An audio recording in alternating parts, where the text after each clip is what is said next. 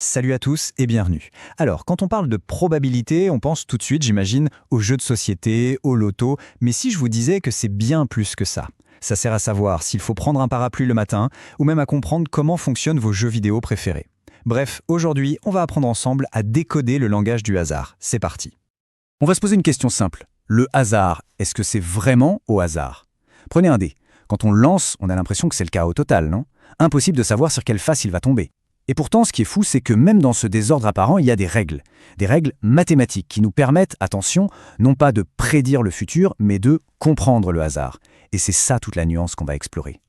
En fait, il faut voir le hasard un peu comme une langue étrangère. Au début, on entend juste des sons, ça n'a aucun sens. Mais petit à petit, on apprend qu'il y a une grammaire, du vocabulaire. Et une fois qu'on a les bases, eh bien on peut commencer à comprendre et même à parler cette langue. L'objectif d'aujourd'hui, c'est simple, devenir bilingue en hasard. Allez, c'est parti. Et comme pour n'importe quelle langue, on va commencer par la base, le vocabulaire. C'est la première section, on va voir les mots essentiels pour parler proba.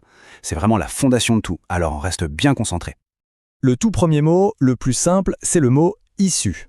Alors, une issue, qu'est-ce que c'est? C'est tout simplement un des résultats possibles d'une expérience. On lance un dé, il tombe sur la phase 4, et bien voilà, obtenir un 4, c'est ça, une issue. Vraiment, c'est pas plus compliqué que ça. Ok, super. Maintenant, imaginez qu'on prend toutes ces issues possibles et qu'on les met toutes ensemble dans un grand sac. Eh bien, ce sac, qui contient absolument tout ce qui peut arriver, en maths, on appelle ça l'univers. On le note avec la lettre grecque oméga, ce symbole un peu bizarre. Pour notre dé à 6 faces, l'univers, c'est donc l'ensemble 1, 2, 3, 4, 5, 6. Ensuite, on a l'événement. C'est quoi un événement? En fait, c'est juste un groupe d'issues qui nous intéresse, un petit bout de notre univers. Disons que l'événement qui m'intéresse, c'est obtenir un chiffre pair.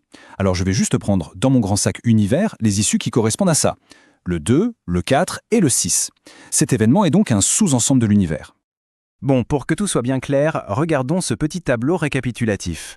En haut, on a notre univers oméga, donc la totalité des possibilités. 1, 2, 3, 4, 5, 6.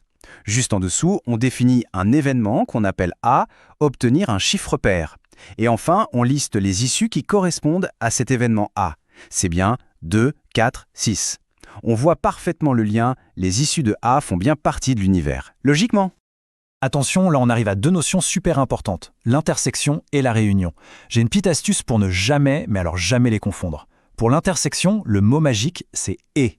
Il faut que l'issue soit dans A et dans B. Pour la réunion, le mot magique, c'est « ou ». Il suffit que l'issue soit dans A ou dans B.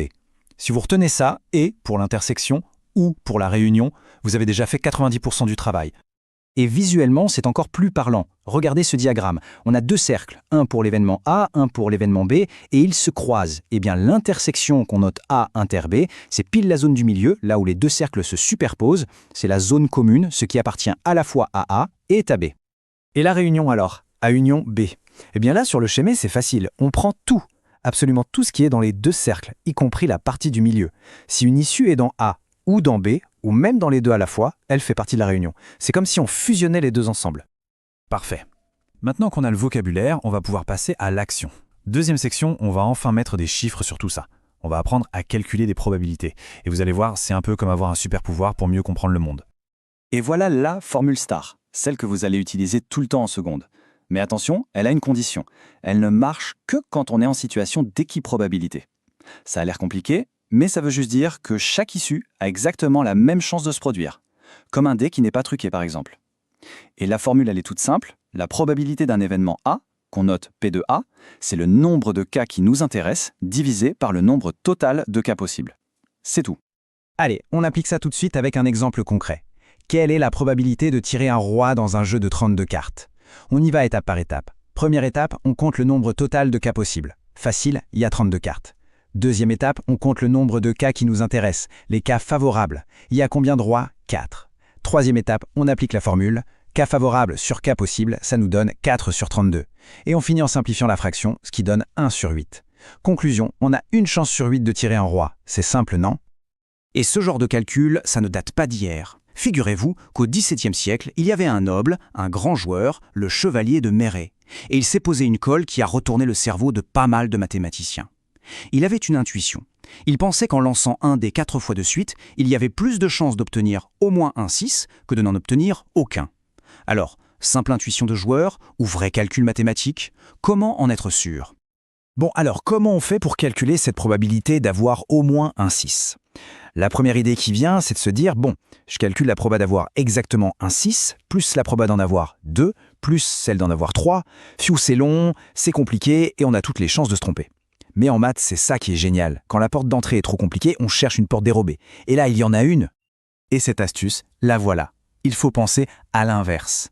On va s'intéresser à l'événement contraire. Le contraire de obtenir au moins un 6, c'est quoi, logiquement? C'est n'obtenir aucun 6 sur les 4 lancés. Et vous allez voir que calculer la probabilité de cet événement contraire, c'est beaucoup plus simple. C'est vraiment une technique super puissante. Et là voilà, la formule magique qui connecte un événement et son contraire. La probabilité de l'événement contraire, notée A bar, c'est tout simplement 1 moins la probabilité de l'événement A. Pourquoi 1?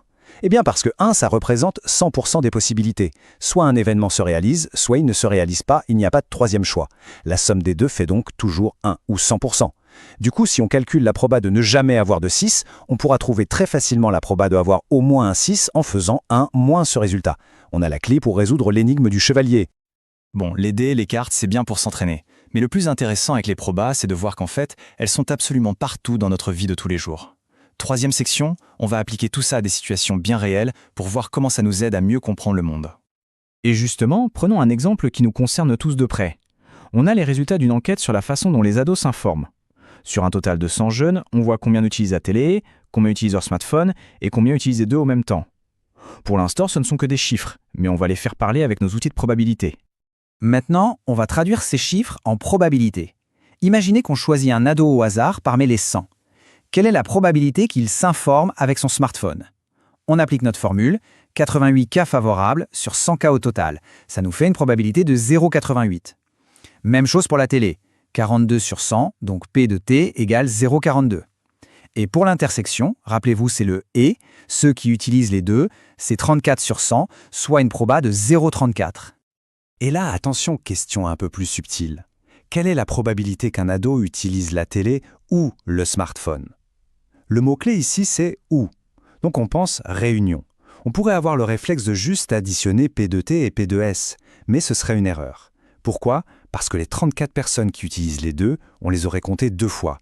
Une fois dans le groupe télé et une autre fois dans le groupe smartphone. Il faut donc les enlever une fois pour corriger ça. On fait P de T plus P de S moins P de l'intersection. Le calcul nous donne 0,96. Ça veut dire qu'il y a 96% de chances qu'un jeune choisi au hasard utilise au moins un de ces deux médias. Voilà, on a fait le tour. Pour bien synthétiser tout ça, voici une petite fiche mémo. C'est votre boîte à outils. On doit retenir ce qu'est l'univers, la formule de base en équiprobabilité, la grande différence entre intersection et réunion ou, la formule pour calculer la réunion et enfin l'astuce de l'événement contraire. Honnêtement, avec ça, vous avez tout ce qu'il faut pour bien démarrer en probas. Allez, je vous laisse avec une dernière petite question pour la route. Et maintenant que vous connaissez les règles, que vous commencez à parler le langage du hasard, quelle est la probabilité que la prochaine fois que vous verrez un sondage ou que vous lancerez un dé, vous y pensiez d'une manière complètement différente? Si cette présentation vous a aidé à y voir plus clair, n'hésitez pas à mettre un pouce bleu, à vous abonner et à la partager. À très bientôt.